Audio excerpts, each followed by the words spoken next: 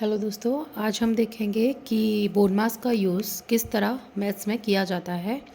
तो कोई भी सबसे पहले हम ये देखेंगे कि बोर्ड मास का यूज़ किया क्यों जाता है। तो इसका यूज़ इसलिए किया जाता है क्योंकि कोई भी इक्वेशन है, ये सवाल है, तो इसको सॉल्व करने के लिए, इसका सही उत्तर पाने के लिए हमको बोर्ड मास का यूज़ करना पड़ता है। अगर हम बोर्ड मास का यूज़ नहीं करते हैं तो बोर्ड मास एक तरह से क्रम होता है, सीक्वेंस होता है कि इस सीक्वेंस में हमको ये कोई भी इक्वेशन इस तरह की हमें सॉल्व करनी होती है, जिसमें आपका भाग भी आ गया और आपका ये मल्टीप्लिकेशन, एडिशन, सारे साइन जो भी हैं ये आ गए। तो इसको सही तरीके से सॉल्व करने के लिए हमें बोर्ड मास का यूज़ करना पड़ता है। अगर हम बोर्ड मास का यूज़ करे बिना इसको सॉल्व करते हैं तो हमारे हर बार अलग अलग आंसर हमको मिलेगा। तो इसलिए हमको बोर्ड मास यूज़ करना होता है सही उत्तर के लिए। तो चलिए शुरू करते हैं।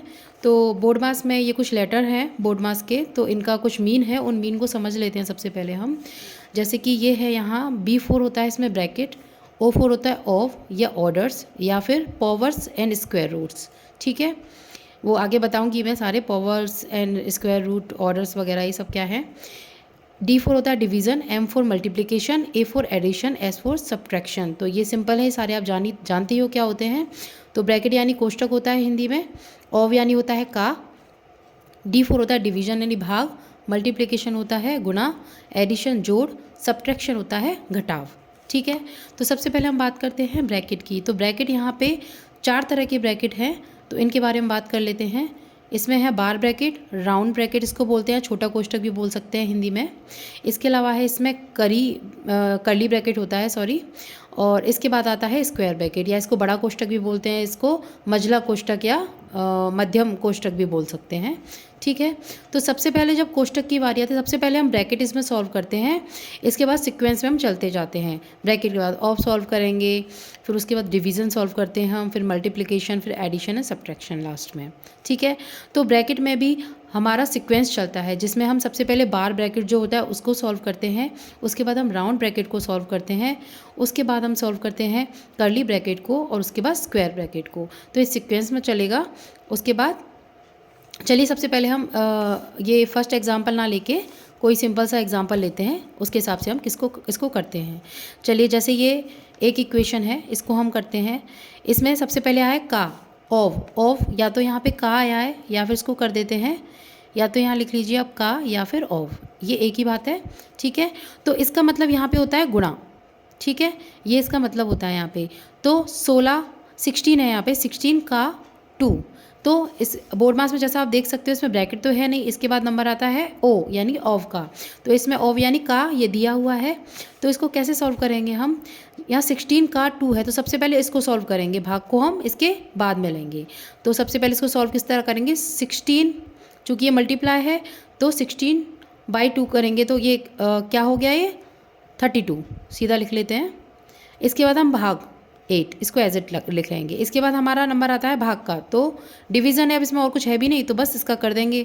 तो इसमें क्या आएगा 4, तो ये इसका आंसर हो गया। नेक्स्ट देख लेते हैं, जैसे कि इसमें है, अब इसमें 2 ही साइन है केवल, क्या है, एक तो इसमें डिवीज़न वाला साइन है और एक इसमें ये मल्टीप्लिकेशन वाला साइन है। तो सबसे पहले हमको क्या करना है, डिवीज़न सॉल्व करना है, तो डिवीज़न सॉल्व कर लेते हैं। अब डिवीज़न कैसे सॉल्व करेंगे, 8 और 4 है, तो यहाँ पे आ जाएगा हमारा 2, मल्टीप्लाई 2 को एज इट उतार लेंगे हम। ये वाला सॉल्व कर लिया हमने, 2 आया हमारा। इसके बाद मल्टीप्लाई किया 2, तो 2 यहाँ पे ऐसे एज इट उतार लिया हमने। ठीक है, इसके बाद इन दोनों को मल्टीप्लिकेशन कर देंगे, तो यहाँ आ जाएगा 4। So this is our answer. Next की बात करते हैं, एक और सिंपल देख लेते हैं। जैसे कि इसमें भी देखो का आया है ऑफ, इसमें ब्रैकेट्स है नहीं, तो हमको सबसे पहले क्या सॉल्व करना है, का। तो ये क्या होता है, क्रॉस यानी कि मल्टीप्लिकेशन होता है, हमको पता है। तो इसको हम एज इट उतारेंगे, इसके बाद इसको हम मल्टीप्लाई करेंगे किससे, 8 को 3 से। सो 8 3 आर 24। ठीक है, 8 3 24 हो गया। इसके बाद भाग का साइन एज इट रखेंगे, और 6 क्योंकि हमने ये सॉल्व किया था, भाग का साइन रख दिया, 6 - 20। अब देखिए, अब हमको क्या सॉल्व करना है, आप जान सकते हो कि हमें भाग सॉल्व करना है अब। ठीक है, तो इसको एज इट उतारेंगे, हम भाग को सॉल्व करेंगे, ये वाली डिजिट है उसको सॉल्व करेंगे, तो 6 और 6 चौका 24। ठीक है, ओके। इसके बाद हम इसको 20 एज इट उतार लेंगे। सो अब बारी आती है हमारे अब हम इसको अब इसके बाद आएगा एडिशन, ठीक है। एडिशन के बाद फिर सब्ट्रैक्शन आएगा, ठीक है। तो एडिशन कर लेते हैं। 25 4 करेंगे तो 29, और इसके बाद आता है 20, और इसका आंसर हमारा आ जाएगा अभी 9, ठीक है। तो ये हमारा आंसर हो गया। चलिए, ये एकदम सिंपल थे। तो थोड़ा सा ब्रैकेट वाला भी हम सॉल्व कर लेते हैं एक। तो इसमें क्या रहेगा देखिए, सबसे पहले हमको 7 एज इट ले लेना है। इसको भी हम एज इट ले लेंगे क्योंकि ये स्क्वायर वाला है ब्रैकेट, यानी कि बड़ा कोष्ठक है, ठीक है। इसमें अब ये वाला कोष्ठक लेंगे हम, कर्ली वाला यानी कि मध्यम वाला। इसको एज इट उतारेंगे सारी सबको। अब देखो, सबसे पहले हमने क्या बताया, हम बार जो कोष्ठक होता है या ब्रैकेट होता है उसको हम सॉल्व करेंगे। तो इस पर 4 और 3 इन दोनों पे बार है, तो ये 5 और माइनस साइन एज इट उतरेगा इसमें, ठीक है। इसके बाद 4 और 3 इन दोनों को लेंगे तो 4 और 3, अब इसका माइनस करेंगे तो ये 1 हो गया, तो इस पे से ये हट गया।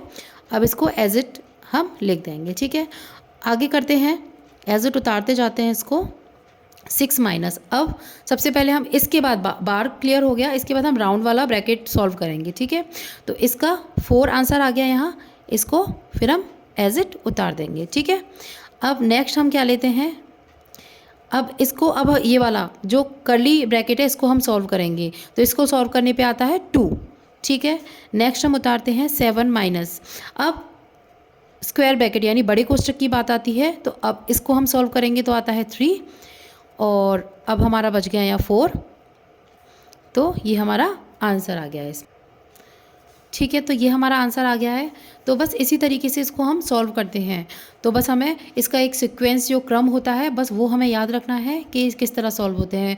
अच्छा, एक बात और, मैंने स्क्वायर का ये पावर का वाला नहीं बताया आपको, इसका एक और एग्जांपल ले लेते हैं हम। देखिए, अभी ये वाली इक्वेशन हमने ली है, और इसमें जैसे कर्ली पावर्स और स्क्वायर रूट की बात करें तो ये इस तरह होते हैं। जैसे मैं बताऊँ आपको, 2 की घात 5, 3 की घात 7, और स्क्वायर रूट की बात करें तो रूट इस तरह, √2। तो इस तरह की सिचुएशन आती है तो हम पहले उसको सॉल्व करते हैं, उसके बाद हम डिवीज़न सॉल्व करेंगे। तो इस एग्जांपल को देखते हैं। जैसे इसमें इस घात है 2 की घात 2 है, तो इसको सॉल्व करेंगे।